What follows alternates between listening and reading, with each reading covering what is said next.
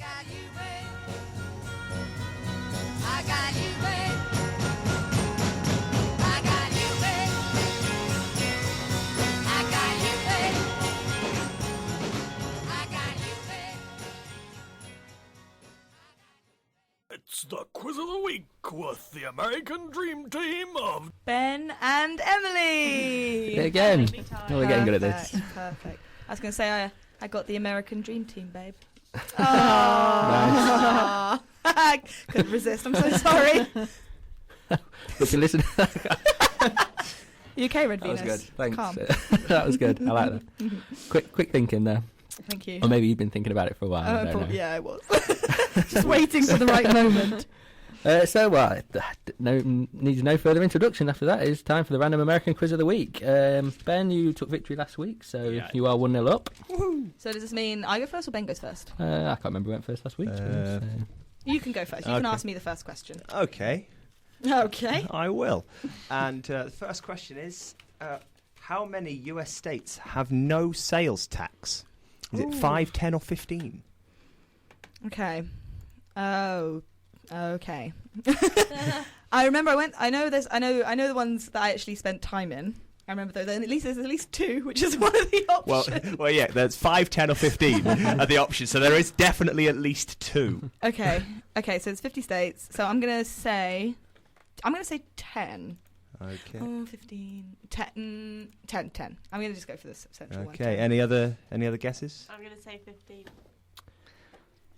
I'll go with 10 as well. I'll go with 10, I think. I can think of 2 right now. Montana and Oregon are the 2. You are Okay, I was thinking Oregon You're actually and Pennsylvania. all wrong. Oh, it's 5 apparently. Oh. It's Alaska, Delaware, Montana, New Hampshire, and Oregon. Apparently, you've said I was right with Pennsylvania. my I know. 2. Perhaps I was confused. I don't think there's tax on clothes in Pennsylvania, which I didn't okay. realise till I was just about to leave That Pennsylvania. is unfortunate. Oh, I know. So it was Very annoying. 5. great. Okay. Now my question, because I really need to do some catching up right now. You kind of do. Oh no. Not to rub it in or anything. Oh, go away, Ben. Okay. How many men in total were incarcerated in Alcatraz? It's a great question. Was it 1,245, 1,345, or 1,545? I didn't leave much gaps, so I thought I'd make it nice and difficult for you. 1,445 would have been the sort of obvious one to go with if it was one of the other 2. So I'm going to go 1,545. Anyone else? And the way you've looked at me there would imply that it's probably wrong. 1,345. Is that an answer? Yeah, that was an answer. Yeah. Okay, that's what I'm going with. I'll go with 1,445. That wasn't one. That wasn't one. 1,000. That was just Ben. That was just Ben speculating. Oh. Yeah, that It was 1,200, 1,300, and or 1,500. I'll go for the 500 then. Okay. Yeah, I'll go for 500. Yeah, you'd be correct. It was 1,545. 1-0, Ben. In the time it was open. And I think the most people it ever had was 302 at any one time, and the least was 122. Obviously include the likes of Machine Gun Kelly and Al Capone spent time there. And if you ever in San Francisco, it's well worth It's a one of the visit. places I am aiming to go on my trip. But It's very I'm exciting. Really very interested by it. Some of the films and that have been about it are interesting. I know the most recent one, The Rock, is a good film, but the It's The just- Birdman of Alcatraz is a good It's a film. lot of Great films. film. It's just like that. I mean, I arrived there and it was very sort of moody. It had the rain coming down and overcast. It felt very real arriving on the boat, but obviously as a tourist, not as a prisoner. You would hope, anyway. So that's 2. Great. Do I get points if you get it wrong?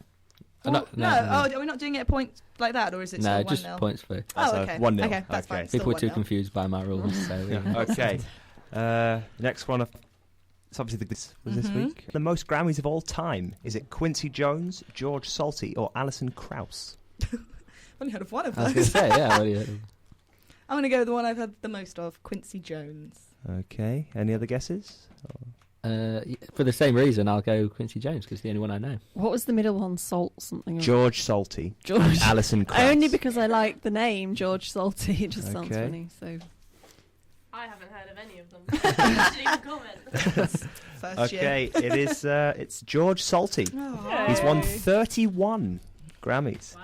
Quincy because Jones he's got a cool and name, Alison. that's why. Sorry? Because he's got a cool name. Yeah. Do we know what How he many? does? Quincy Jones and Alison Krauss are tied with 27, making Wow. Alison Krauss the highest ever Female. Grammy winning for a female. Yeah. Do we know what George Salty does? Is he No, I probably should have looked that up as well. presumably like Quincy Jones? He Producer, Probably I would produced, imagine. yeah. for I mean, TV I shows, can look etc. that up. Oh, well, Now. Sort of. find I out. can Or if go anyone now. knows the answer, post it to our Facebook or Twitter page. We Yeah. would love to Yeah. know. We'll finish the quiz and then I will look it up. Okay, well, I'm still losing. That's not good. Okay. The first shot of the American Civil War was fired from a battleship named the Merrimac, B, the Merrymount, or C, the Merrimac. I really hope it's the Merry-Go. I don't think it is. I went with Merry-Mount. Merrimac? Yeah, anyone else? No, the Merrymount is if you know I don't know how well you know Mean Girls, but it's the name of the rival school.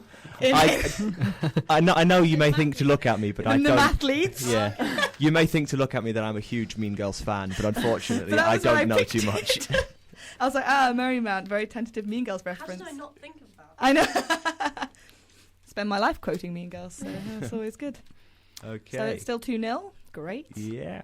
This is very disappointing. Suppose we'll do the third questions just because we've written them. Yep. But- Oh, Well, great. anyone playing along at home, they might not be. Yeah, that is true. Obviously, as we mentioned earlier, it is YouTube's 7th birthday today. Mhm. What was the first video ever uploaded called? Was it Me at the Zoo, My Office, or Dog Dreaming? Me at the zoo, my office, or dog dreaming. I'm going to say my office, purely as like a starting point. You think it started maybe in an office? Logic. So, do you see? I'm very logical. Okay. I'm actually going to agree with you there. My Mm. office, I think it was probably some bored office worker Maybe. spending time doing something. One that of the he shouldn't have YouTube been doing. staff, perhaps. Yeah. I'm going to say me at the zoo because people usually go around with cameras. At the Ah, zoo, it's also so- logical. Logic. I don't know if it's, or maybe because I know there is videos of dogs dreaming. As in Yeah, they're like running, and I'm- then one gets up and runs into the wall. I'm going to It's go with great. that because I think that's probably the most. When you think of the novelty YouTube videos, it's sort of animals doing Funny strange things. So I'm going to go with the dog. Yeah. It was Me at the Zoo. Oh. It Oh. showed one of the founders, Jawad Karim, I hope that's how you pronounce his name properly, at San Diego Zoo. Great. I wonder how many Uploaded- hits that's got. Uploaded 7 years ago tomorrow. Wow. Exciting. Yeah. Happy birthday, YouTube. Well, I've lost, but this is my last question, and it's slightly relevant because it's a Valentine's Day related question. Okay. The first Valentine's Day card was published by a Massachusetts woman called Esther Howland in which year? 1850, 1890, or 1910? Well, it could be any of them, to be honest. 50, 90, or 10. Mm-hmm. I'm going to go, I don't know, maybe people don't, maybe it's sort of a more modern phenomenon, so I'm going to go with the most recent of 1910. Anyone else? I would have said that on that logic. I'll go with 1890 just to be different. I'll go with 1890 as well. It was 1890. Yay. So the one question Ben didn't get wrong didn't count. So that's great. I'm still 2-0 down in the second That's quarter. Quarter of our quiz half bowl. time. Any preferences for the halftime show? You know, we could put one on next week for the. Oh, I wish you'd give me more time to think. Well, we can do this I next think we week. should be Gaga. We can do this next week. It'll have a halftime show performance. There's a couple of songs before the. It almost sounds like Jack is volunteering to do the halftime show. Jack, you can take on your alter ego, Red Venus, and do a halftime show for us. I would, but I'm afraid I'm doing the real halftime show next year. Oh, So you know, Are you? copyright, Well, yeah, and everything. we look forward to that. I have Copyright some and great everything. images I in don't my know head. Anyway, so congratulations to Ben for his victory in this week's quiz, but still a long way to I go. still have a chance. And of course, to the get final this. week is questions count for points towards the final That's score. true. So Mhm. I also at this time will give an on-air apology to our guest Chloe Baker. I believe I called her Charlotte in one of our previous segments there. Me and Jack are no longer friends. I can only apologise. It's, you know, running the American Dream Teams, so much to It's do. fine, just call him Red Venus from now on. Red Venus. Thanks for that. So we'll be back very shortly, looking ahead to some university events and some other shows here on Siren, and then towards sort of 6:30 we will be interviewing Stephanie from Bunac. So plenty still to look forward to here on the American Dream Team.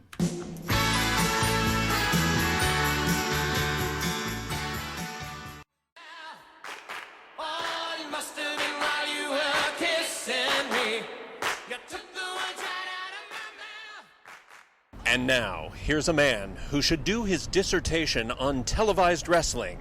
It's Jack Harrison. It is Jack Harrison. It is indeed. And there is a reason I played that little ad in there from Phil Leonis.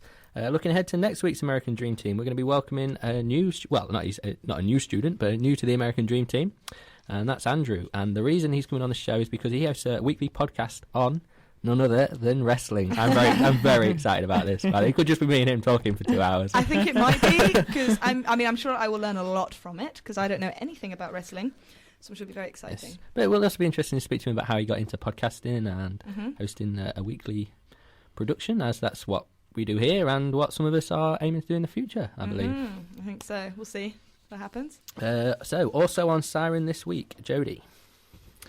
On Siren FM this week, well, we have, of course, the Midweek Drive show, which is taking place tomorrow between 5 and 7. We can look forward to listening to Fiona Hardingham live from LA with updates on her work in Hollywood. We have James Gillick, who's an acclaimed Lincolnshire artist, and he'll be talking about his upcoming internship scheme for young aspiring artists. Our country music guy, Cameron Tilbury, will be coming to us live from Nashville. We've got Michelle Monroe with another golden audio nugget from her father's back catalogue. And we have ace producer, scriptwriter Arthur Weingarten. Credits range from The Addams Family, The Green Hornet, and Murder, She Wrote, and he'll be talking to us from his home in upstate New York. And of course we'll have the lovely Phil Leonis live from Los Angeles. Follow on Twitter now. Another mention of Twitter. Can I believe early mention of his Yes. film, The Truth Is. We've got the Midweek Drive morning, our regular guests such as Jane Clark, Aintree Grand National Music, Richard Fitzwick discussing the BAFTA. We have Fiona Novich. That's why I let you do that, because I didn't want to pronounce that name. She's an ace fashion correspondent based in London, regular contributor to Vogue and Harper's, so if you're interested in fashion you should definitely listen. And we've got Margaret Dickinson, who's about to start a signing tour for her latest book, Jenny's War. And Janie Booth, who's an actress with over 50 years experience. She's based in Dublin with an actor and in spectacles, so make sure you listen to that on Thursday morning. And I believe you're going to be on the Midweek Drive morning edition Thursday, Jenny. I'll be on the morning edition. I noticed your name on the running order there. Bright and usual, early. yes. Very fun. Also this week at the university, next week, so from Monday, it is National Student Volunteering Week. Anyone interested in getting involved in... I am. Oh, you are? Hey. Well, tell us about it, Chloe. I've been looking at it and I want to walk the RSPCA dogs. I see. That'd great. be cool. That sounds very good. Yeah, I saw something about RSPCA, and there was another... Oh, there's some... You can do some sort of sessions at a wildlife centre. Yeah, That's I'm not quite too far interested in away. that as well. Anything to do with animals, on it. Yeah. So anyone interested in joining Chloe, saving animals, or whatever else the volunteers might be doing, can go to the Soap Centre to find out more. The Lincoln Business School is hosting an event for alumni, graduates, and local businesses. They'll be there telling students what they do, what you can achieve from degrees within the business school, I assume. That's on Monday, the 20th of February, 6 till 8. Also this week, or next week, next Wednesday the 22nd of February, from 4 till 6, MAPS, which is the Mature and Postgraduate Student Society, Jodie, which you founded here at the University of Lincoln. I did co-found that, yes. Actually. Yes. A few years ago. They are now, they've become an official society, I believe, with a new committee, and they are relaunching with an open forum meeting in the main building, MB 1019, next week, Wednesday the 22nd of February, as I said. So anyone interested in any mature students or postgraduate students out there interested in getting involved? Worth getting involved. Mm-hmm.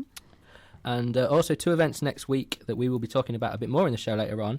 First of all is the Graduate and Jobs Fair at the Engine Shed, again on Wednesday the 22nd of February. That starts at 11.